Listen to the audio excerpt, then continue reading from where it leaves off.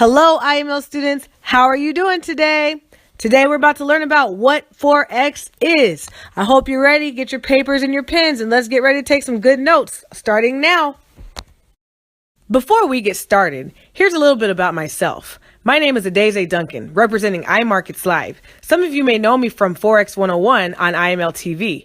Also, I was an educator for 10 years, and now I'm here educating you on the facts and methods of Forex. In order to get started on this journey, you need to remember one thing and one thing only. I am a student, always. This is very important for you to remember and to remind yourself of often. You will hear me use this phrase frequently as a reminder that you are a student that is learning a skill that will pay you for the rest of your life. Make sure that you take your time and learn what you need to learn. Pace yourself. Do not compare yourself to anyone else's progress. Always keep a winning mind frame and you will do very well in this industry. Upon finishing this video, you should have a very good understanding of the following questions. Read through them quietly to yourself. As you are taking notes, make sure to pause this video in order to answer these questions. Did you know that you've already participated in the Forex market? Maybe you didn't know that, but when you've gone to another country and you brought your currency with you to exchange in another country, you've actually already participated in the foreign exchange market. Imagine that. Just by taking your currency and exchanging it for theirs, and then upon leaving, re-exchanging, you have actually exchanged rates.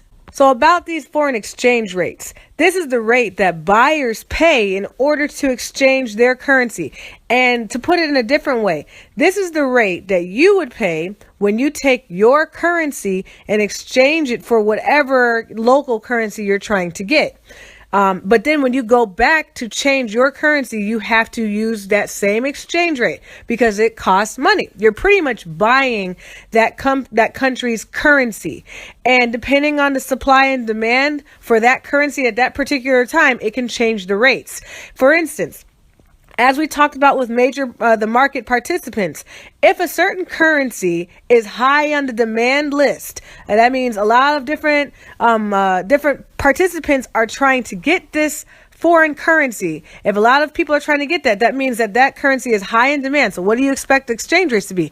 They're going to be much higher. Okay, so then that means if you're going to that country, your rate is going to be higher that you would have to pay out of your pocket.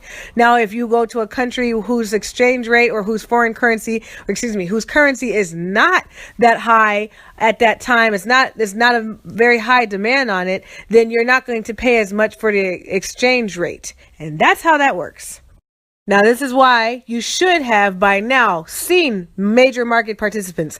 If you have not seen this, I strongly suggest that you stop. Don't even go any further in this video. Go back and watch the major market participants. It is eye-opening. It will help you understand who you're up against and how this can influence your trading.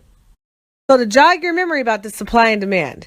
Supply and demand is basically when you have a high demand in something, you can command a higher rate. When you have a low demand in something, then you can only command so much of a rate. So this goes back to the exchange rates. When a currency's rate, when there's a lot of demand on that currency, back to the market participants, when they are buying it up at a high rate, then you have a high demand and then a very low supply, which means you can command a very higher rate. When you have countries that are more emerging and they don't have as much of a demand on them, then you tend to have a much lower exchange rate. So that's why when you go from one country to another and you're coming with a very high demand currency to a country with a low demand currency, that's why you have more buying power in that country.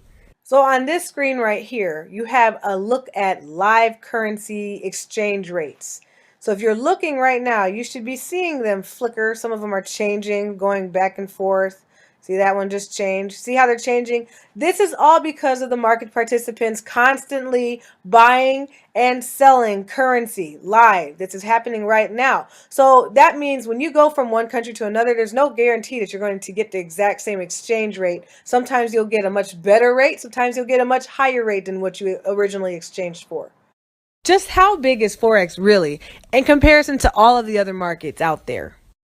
So now you're looking at this graph and it looks pretty large. There looks like a really big difference between what you see. As you see, the New York Stock Exchange, the one in the green, for those of you who can't see, that's $22.4 billion that is exchanged. Then you have the Tokyo Stock Exchange, that's $18.9 billion that is exchanged on a daily basis. And then you've got the 7.2 London Stock Exchange, $7.2 billion is exchanged. Billion is quite a bit of money. Now, can you take a guess as to what you think the Forex market might be? How about Forex is a whopping $5.3 trillion per day exchanging industry, okay? Well, that's a pretty big number. You should be very excited about that. Why is that? Because as long as those numbers continue to move back and forth, there's always potential for you to make money. All this talking about money being exchanged on a per daily basis makes you probably wonder, well, how do you actually profit in this Forex monster market? Let's put this in context that most people understand. Forex is just like real estate, where you buy a property and then you hold it for a little while and then you turn around and sell it and then you make a profit. It's the same thing in Forex, except it's a much faster process.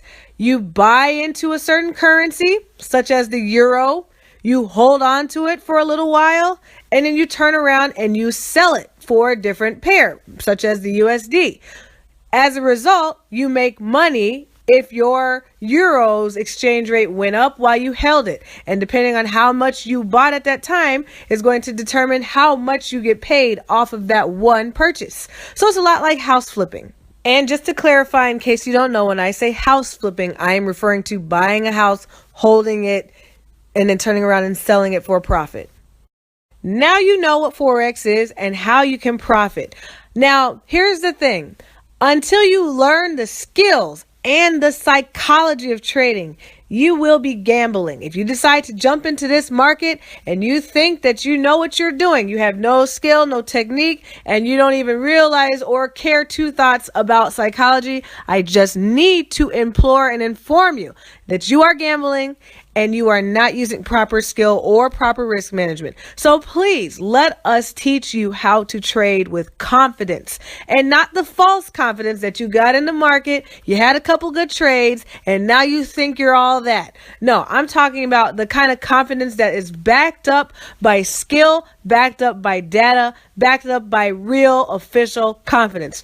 Learn this skill, guys, and get that money.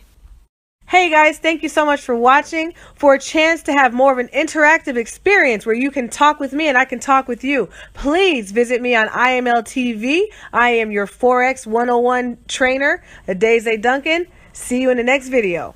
By now, you should have a good understanding of the following questions. Read them quietly to yourself, answer them, and when you are finished, go on to the next video in Forex Foundation 1 series.